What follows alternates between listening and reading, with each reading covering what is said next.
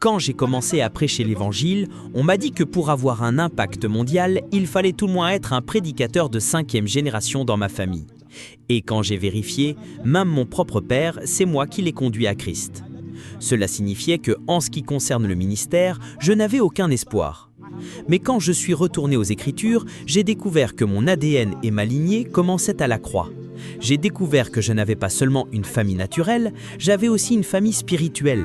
Parce que Paul a dit quelque chose. Il a dit, comme il est écrit, « J'ai cru, c'est pourquoi j'ai parlé ».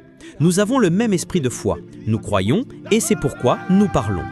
Cela signifie que j'appartiens à la lignée de la foi et donc je ne me jugeais plus en fonction de ma lignée biologique. Ainsi, quand je me regardais, je savais que j'appartenais à la descendance de Paul. Je savais que j'appartenais à la descendance d'Enoch.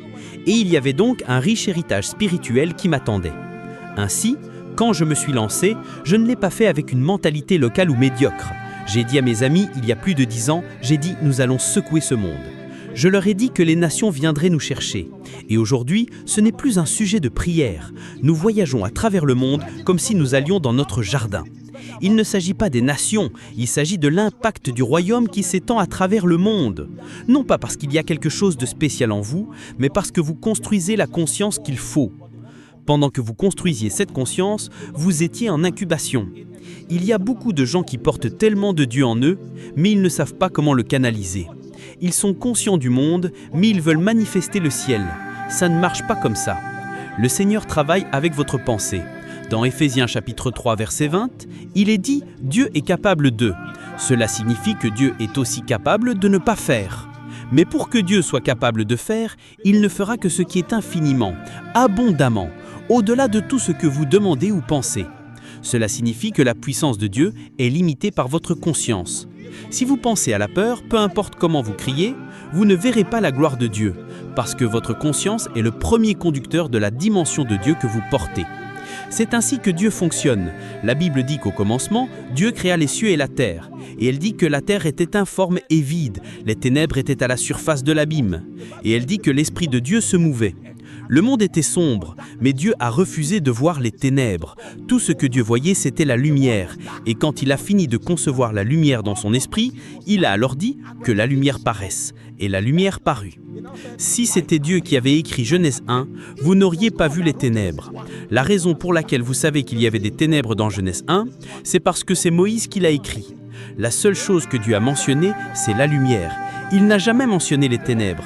Parce que même si les ténèbres étaient là, sa conscience était lumière. Et comme il s'est concentré sur la lumière, après un certain temps, la lumière est venue. Et Paul nous a dit que c'est le Dieu qui a appelé la lumière à sortir des ténèbres.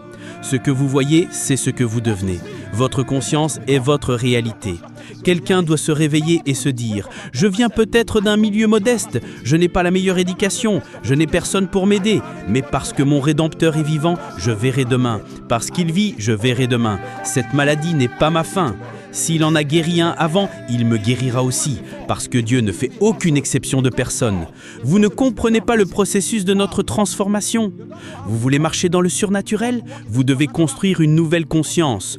Paul a dit « Nos légères afflictions ne sont que pour un moment ». Savez-vous ce que Paul appelait une légère affliction? Il a été fouetté de 39 coups, il a été jeté en prison, il a été abandonné dans les abîmes. Il a dit « Un jour et une nuit ».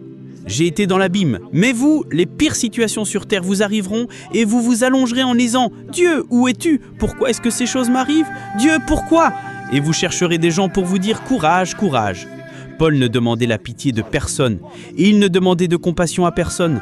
Pendant qu'il traversait ses afflictions, il les appelait une légère affliction. Et peu importe combien longtemps elle durait, il les appelait un moment. Il a dit « Nos légères afflictions ne sont que pour un moment ».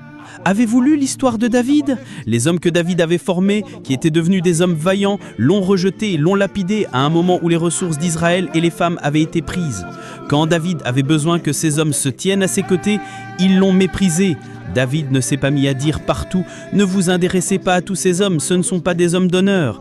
La Bible dit que David reprit courage en s'appuyant à l'Éternel. Il y avait une conscience que cet homme avait, parce que c'est qu'il n'a pas besoin d'une armée pour gagner une bataille. Il s'était déjà levé seul, avait affronté Goliath, l'avait terrassé et toute l'armée des Philistins avait fui.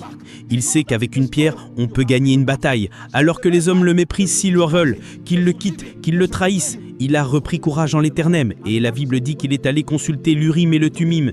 Et quand le Seigneur lui a parlé, il s'est levé, et quand il s'est mis en marche, tous ceux qui l'avaient rejeté se sont alignés derrière lui.